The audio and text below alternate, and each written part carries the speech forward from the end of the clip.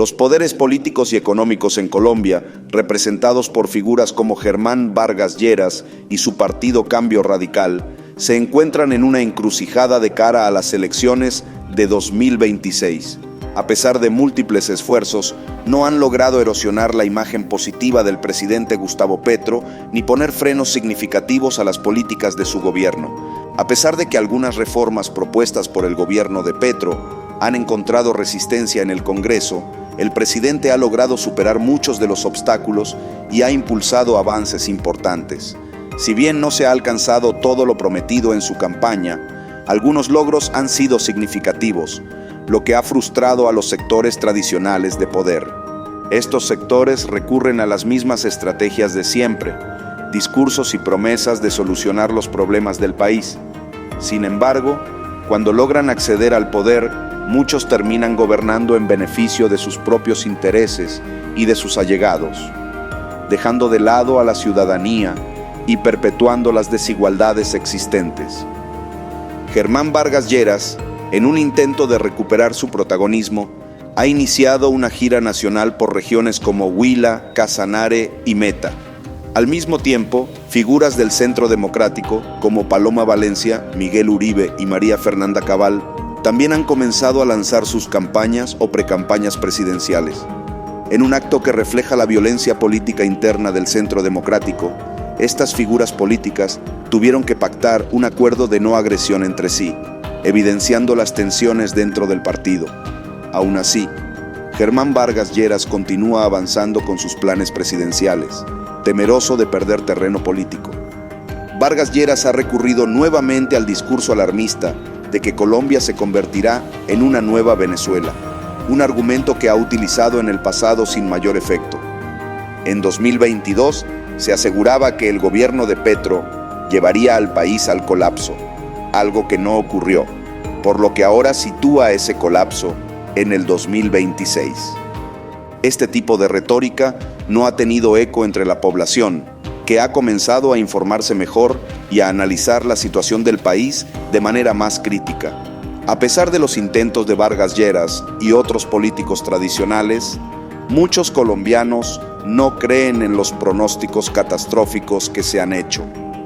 Mientras Vargas Lleras continúa con su gira y lanza advertencias sobre el futuro del país, pide la unión de los partidos tradicionales que han sido responsables de algunos de los mayores índices de pobreza y desigualdad en el país. Sin embargo, estos llamados no parecen resonar tanto como en el pasado.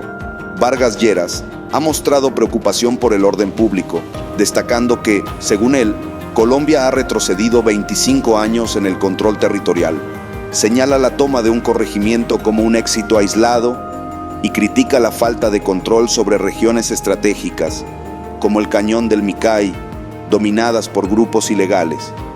Sin embargo, muchos critican que los gobiernos anteriores, incluyendo los de Uribe y Duque, no hicieron lo suficiente para evitar que las estructuras ilegales tomaran el control de estas regiones tras la salida de las FARC. Petro ha intentado recuperar el control, aunque el proceso es lento y complicado.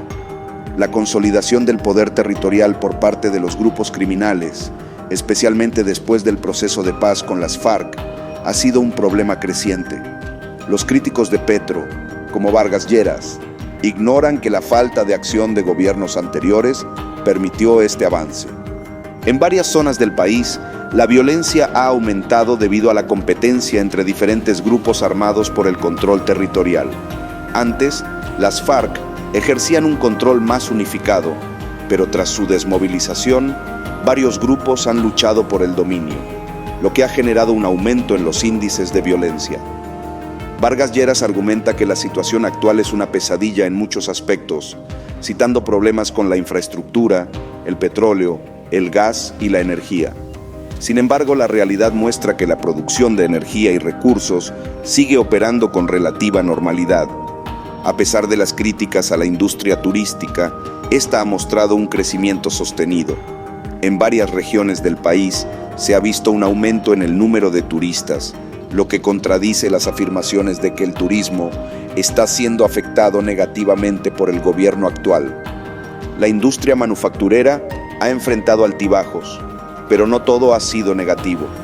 En julio, por ejemplo, se registró un crecimiento significativo en las exportaciones manufactureras y el sector agrícola ha sido uno de los motores más importantes de la economía colombiana en los últimos meses. Recientemente, el DANE informó que la economía colombiana creció un 2,2% en agosto, impulsada principalmente por el sector agrícola y los servicios públicos. Esto demuestra que, a pesar de los desafíos, la economía continúa en movimiento y crecimiento. Vargas Lleras insiste en que Colombia está en una ruta hacia el desastre, pero muchos ven sus declaraciones como parte de una estrategia electoral basada en el miedo y la desinformación.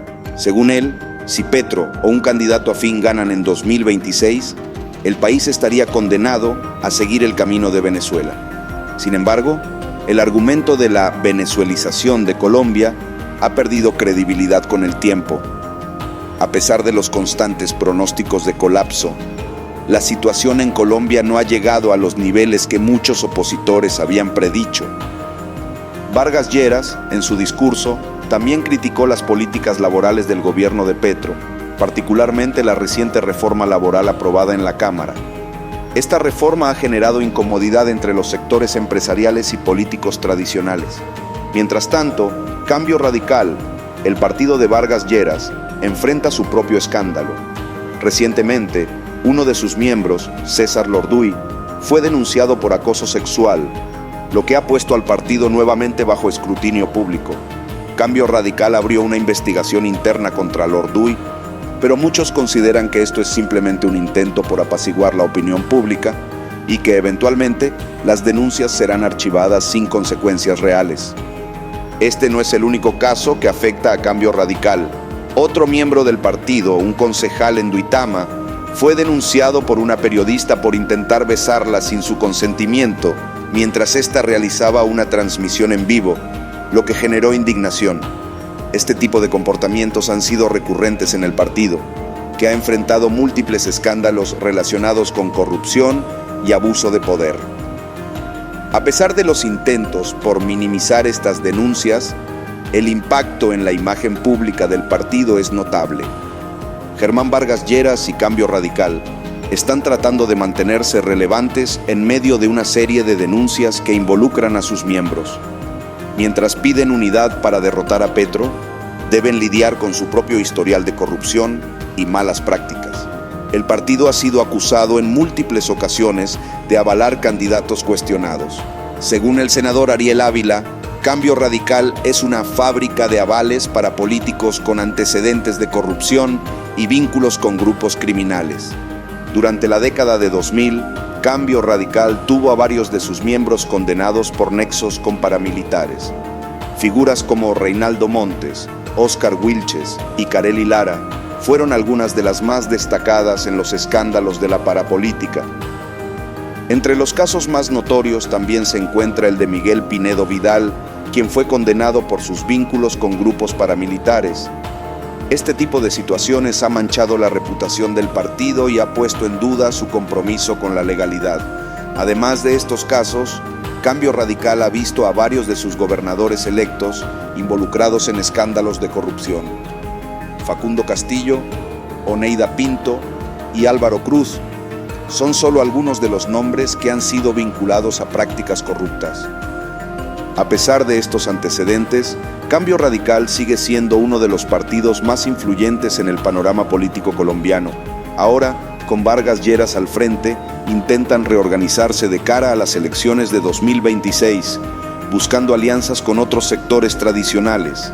Mientras tanto, figuras como Fernando Carrillo, quien fue criticado por su gestión como ministro de Justicia durante la fuga de Pablo Escobar en 1992, también reaparecen como posibles candidatos para las elecciones, lo que añade más controversia al panorama político del país.